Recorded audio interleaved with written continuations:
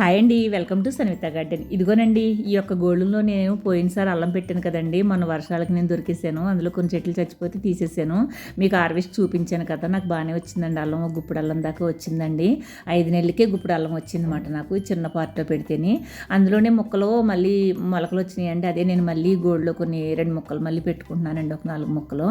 ఎందుకంటేనండి, ఎప్పటికప్పుడు మనకి అల్లం అండి ప్రతిరోజు అవసరమే కాబట్టి అండి, ఒక 4 నెలలు అయ్యేసరికి 5 నెలలు అయ్యేసరికి మనకి ఎదుగుతూ ఉంటుంది కాబట్టి అండి, ఎప్పటికప్పుడు చిన్న చిన్న నట్లు పెట్టుకుంటూ ఉంటే మన అవసరాలు గడిచిపోతూ ఉంటాయండి. మనం ఇంకా బయటికి వెళ్ళి అల్లం కొనుక్కోక్కర్లేదు అనమాట.